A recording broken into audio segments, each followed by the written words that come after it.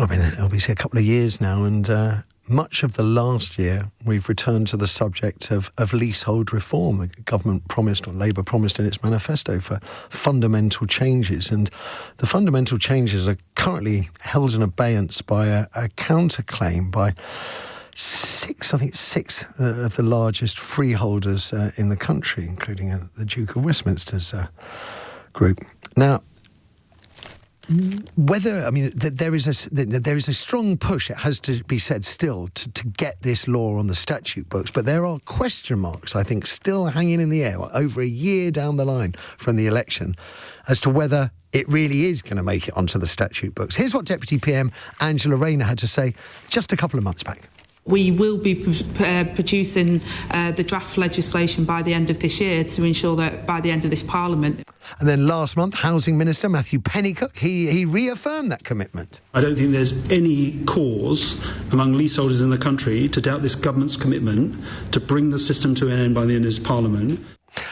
At which point, I'm going to bring in Harry Scoffin. We've spoken to him before. He's in the studio live with me this morning, housing campaigner and founder of Free Leaseholders. It's nice to see you again, Harry.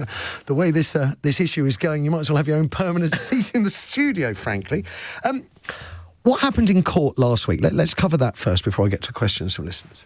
It was stomach-churning to watch it. So you said 6. Technically, it's 7 because 2 have joined up. So it's all a manipulation here. And it's been criminally overlooked by the media. So we all want to just thank you and LBC and all of your colleagues for covering it. But basically what's happened is that the law was passed on leasehold just before the last general election by the Conservative government with strong support from the then Labour opposition. And basically you've got these rich vested interests using human rights legislation in a judicial review to try and blow it up. Where's it got to? Where are we right now today? So there was a 4-day hearing. The judge says there's not a decision yet, and there'll be a draft decision, and if anyone breaks that, there's contempt of court, maybe people will be thrown in prison. This is a huge public interest case. But what it comes down to is that you don't need coups in this country. Elites don't need to roll in the tanks. You can take back power through the judiciary. Sorry, Harry, these elites are saying that they can't afford to operate some of the largest property portfolios in the world without money from leaseholders. Yeah, so it's passive income. It's a system that is not practiced elsewhere in the world. It's just little old England and Wales that are clinging on to it. And the fact is, Labour, as you said, put it in the manifesto. We're hearing all this sort of rhetoric from the Secretary of State, from the Housing Minister too.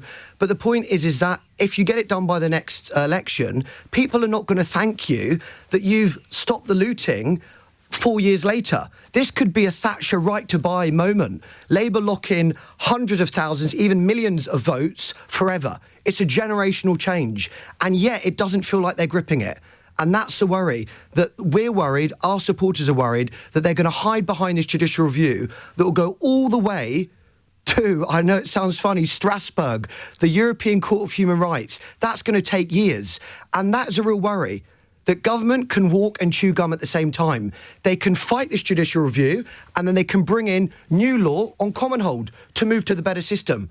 They don't need to wait. They don't need to be paralysed. And also, one last point, there's woke feudalism going on. There's a few... So woke feudalism? Woke feudalism, yes. I want to get a T-shirt printed up with that now. But there's a few little charities that are saying, we make money from leaseholders, and actually, you know, because it's going to some good causes... That makes it okay, and we can be exempt. So they've tried every trick in the book this week. I did note that I think there were 2 charities that were involved in the court hearing last week, and that pretty much is their line. OK.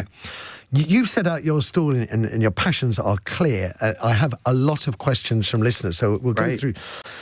So Peter asks, could you ask your guest, Harriet, to talk a bit about collective enfranchisement? I recently bought a flat and me and the other leaseholders would like to buy the freehold interest, as it appears the landlord may be in the hands of the receiver. OK, I shouldn't laugh at the last bit, but it's a unusual situation to be in. What is collective enfranchisement? Collective enfranchisement means you're in a block of flats and basically you and your neighbours club together to buy out the freehold, to buy your freedom. And if you've got that option, if you qualify under the law, absolutely investigate it and go for it.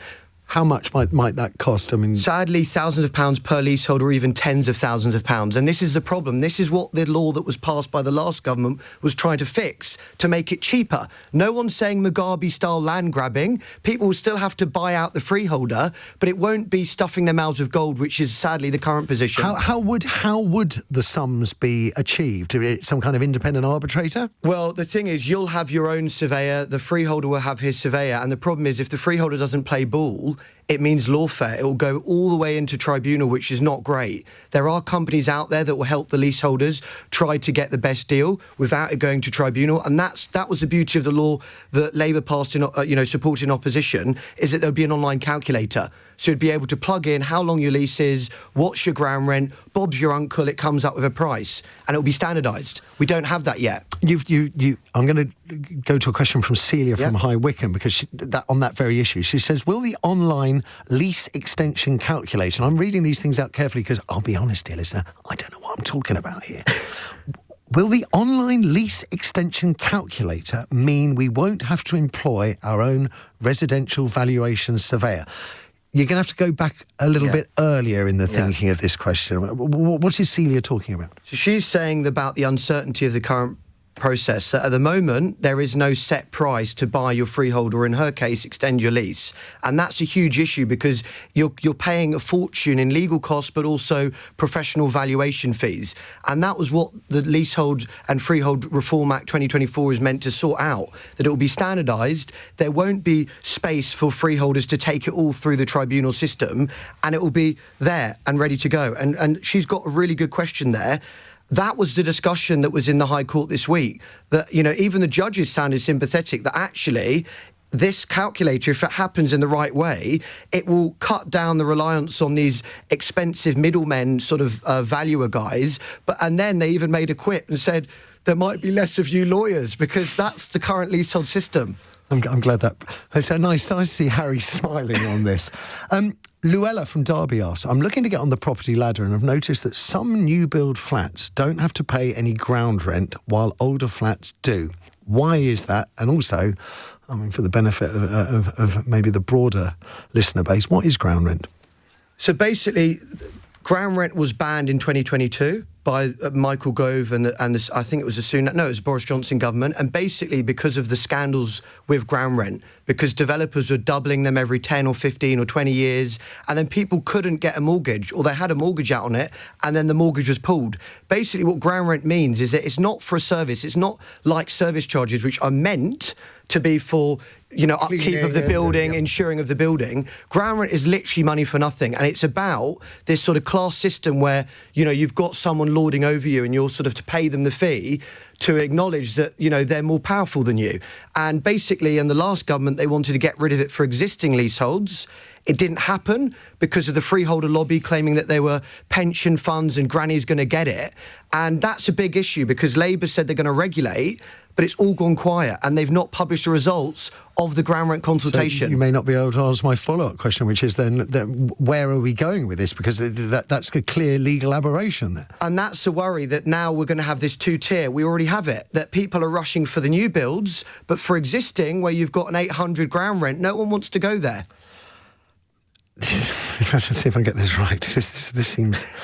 you've talked about sort of feudalism. Marriage value? So marriage value, yeah. Okay, so that is something. Okay, so I'll read, just in case it was misspelling from earlier. No. Jane from Maidenhead asks, do we know how likely it is that marriage value will be scrapped? What is marriage value?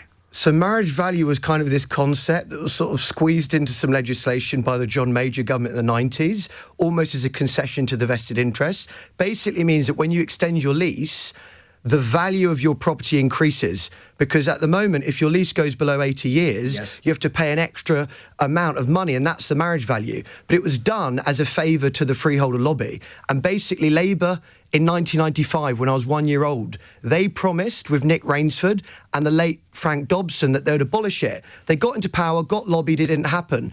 Gove then said he was going to scrap it, and this is kind of what the Judicial Review this week was about. They're saying they have a human right to marriage value. something basically put into the statute books to keep them happy. And the fact is that all the time the freeholders want to hitch a ride on our homes. Even when we come to extend the lease, they want to get a cut. It's wrong. Harry Scoffin, I've got to leave it there. Obviously, we don't have any of these fabulously wealthy landlords here to give us their point of view. Presumably they're off to some rather lovely lunch in some far-off country in a private jet. Thank you for talking us through it. I have to say, it's difficult to ignore the feudalistic aspects to this situation, and your frustrations are tangible and understandable, Harry Scoffin. Thanks very much for joining us. Look forward to seeing you again in the hot seat in the very near future.